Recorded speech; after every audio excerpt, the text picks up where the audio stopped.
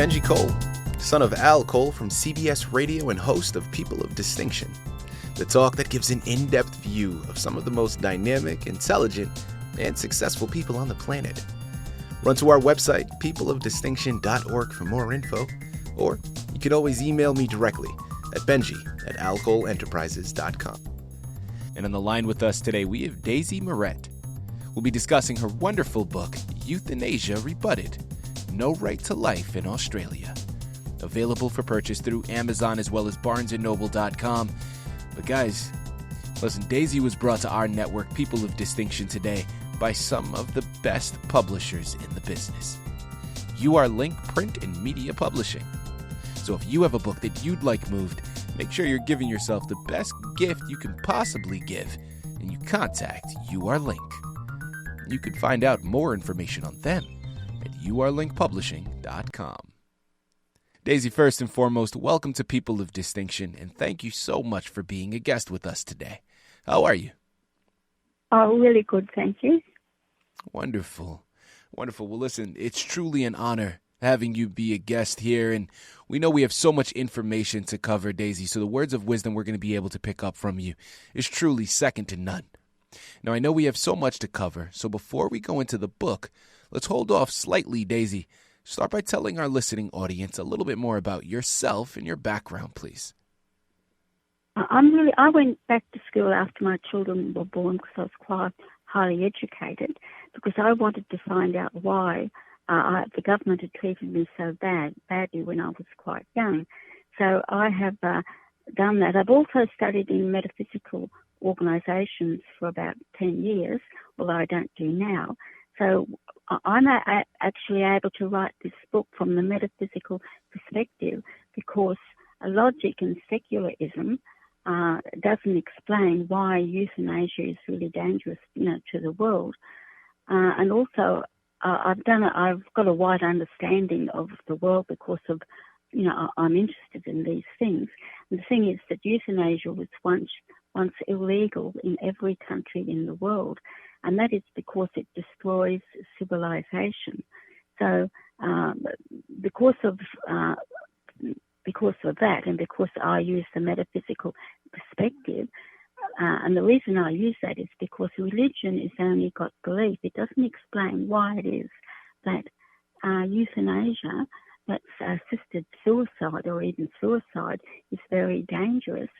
That that death is not the end of all. There is plenty of evidence, particularly in the olden days when people didn't die from drugs, that there was a transition period between life and death, and they would see relatives and friends, had died previously. So that was one of the ways that people in the olden days understood that life continues in some form, and like in a spiritual form or in the astral, after the death of the physical body. And what I'm saying here is that universities only use like logic and secularism. The professionals don't understand these things, but I have a personal understanding that life that will exist more than just the physical body, because I have had injuries to my body where I've lived, and medically speaking, I should have died. And the thing is, I once had a fall where my backbone was broken and snapped in two places, and I survived. I wasn't supposed to, but what I did when I was unconscious, I used to always do exercises. 2,000 a day. I didn't know at the time that the rest of my body wasn't moving. But what I have found personally is that we have a spiritual body. We have spiritual arms and legs and the rest of us, as well as a physical body, and that this and that the death of the physical body doesn't kill the spiritual body, that we still have a spiritual body.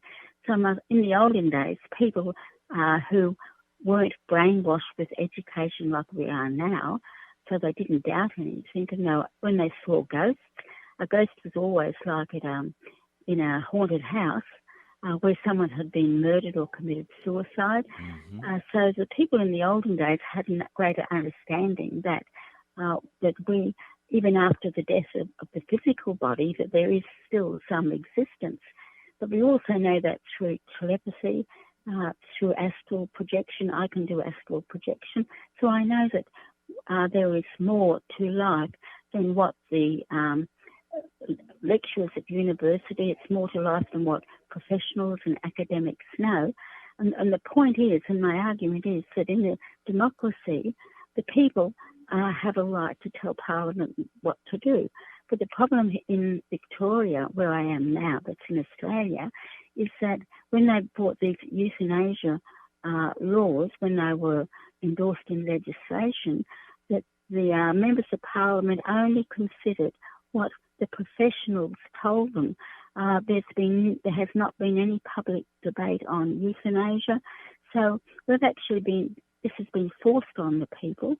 And Vladimir Putin used the words cultural aggression. Well, that explains why we have euthanasia laws in this country and why it is that people are being murdered under euthanasia laws without their permission or their knowledge.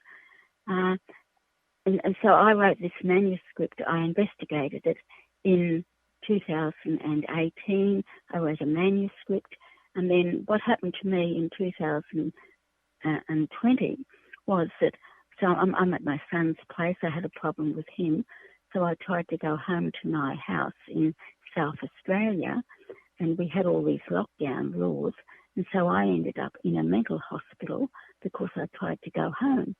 Now, what happened was that when I was there, I was asked, just like everyone else, every day, the suicide question, do you want to commit suicide? And, I say no. Now, one lady told me she was going to say yes, and I tried to explain to her that's dangerous. Well, what happened to her when she was murdered? And anyone who said yes was murdered under euthanasia laws, and they're screaming there, no, always four no's, no, screaming didn't save them at all. And then, they disappeared. They weren't there the next day. Now, the thing is that, and it was the nurses, the executioners, all the mental health nurses and psychiatrists in that country, hospital in Victoria, were all from third world countries. So they were culturally, were able to be aside, from what the people from our culture, they're from third world countries who were murdering Australians. And so we're talking about hundreds of people so far that have been murdered under this euthanasia laws in Victoria. But the point is, when I investigated originally in 2018 euthanasia in Europe, but in Europe, someone who, like, is a terminally ill person, has to plead in earnest to be allowed to euthanasia themselves, but they have to drink their own poison. But in Australia or in Victoria, what's happened is that the euthanasia premier of Victoria has taken a step beyond what is happening in Europe, because here they murder people under these euthanasia laws, but under legislation, they must tell the person before the person's murdered, the person's going to be murdered. So that's why we have these four no's screaming. So we've got a very dangerous situation. Now, this has become very important today because Vladimir Putin, one of the reasons why Russia invaded Ukraine was because of genocide. And the thing is that Vladimir Putin, what he found is exactly what I found, is that the parliaments, what they're doing is they're using exactly the same methods that Hitler did before World War II, where he euthanasied people like me with disabilities, people who were sick in hospital, the vulnerable people. And what he did was he was able to use the money he saved on health costs to actually build up his army. So those people in Nazi Germany who lost their jobs because Hitler eliminated the clients. Well, they were then able to go and work in the army because, people need jobs. And that's how he built up his army. So these are the things I found, which is just what Vladimir Putin found, that what is happening with euthanasia is exactly the same as Hitler. That the euthanasia premier of Victoria is actually following Hitler's footsteps. And that is very dangerous. And the point is that a war had to be fought and won before Hitler could be stopped. So, what happened in Russia was that they ignored in Hitler's time, what was going on, and they were attacked. And this is why they claim to have invaded Ukraine, because of this genocide. And I mean, Vladimir Putin said he's a backer, which,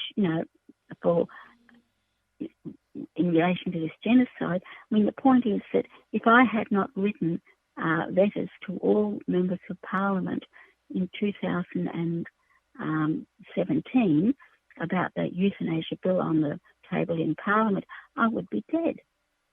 And at the time, it cost me more than 2 weeks' income. So, it was quite costly for me. But, I mean, this is why my book is very important, because the position is that the number of people who have possibly already been murdered by the government under euthanasia laws will probably exceed the number of people who were murdered in the Holocaust. So what I'm saying is it's very important for the people in the world to become aware of exactly what's going on. And the point is that in a democracy, the people are supposed to tell Parliament what to do. Well, what happened in Victoria is that there was never any public debate about this. The government just advertised, and they did what the health authorities and what the professionals told them to do. So all of these arguments, the people have not been, Putin used the word cultural aggression to force these ideas on the people. Now, I was able to do this because, as I said, I studied in metaphysical organisations for more than 10 years. I also have got 4 university qualifications. I went to university, to build up my skills and that. So I have the ability, to research and do these things. But the point is that religion can't explain. Religion's only got belief. But the metaphysical tradition can explain why it is that it is dangerous for the human race to use euthanasia. And so the people of the world are really unaware of these things. So my book provides all of this type of information. Mm-hmm. Again, here on the line with Daisy Moret, we're discussing her wonderful book, Euthanasia Rebutted, No Right to Life in Australia, available for purchase through Amazon as well as barnesandnoble.com. Daisy, next question, and thank you so much for all the information that you've relayed so far. What would you say was a highlight for you in writing the book? Or if not a highlight, maybe something that surprised you in addition to all the information you discovered that you wouldn't have noticed or come across had you not embarked upon the journey? Well, the main thing that I became aware of, like the difference between the United States and Australia, is that in the United States, you have a right to life in the Constitution. Well, that is not the case in Australia. Mm-hmm. And Justice Angel of the High Court found that there is no right to life in Australia. And so the point that I became aware of is that when the Constitution was in Australia was actually written, at that time, because Australia began as a convict colony, and it wasn't illegal to murder the convicts, that we still have in this country, right to this very day, the system of the administration still retains that convict mentality. That's the way they treat the people. And it's my opinion, it's my discovery, is that I believe that the reason we don't have a right to life in Australia is because Australia, was originally a convict country, and the point of view and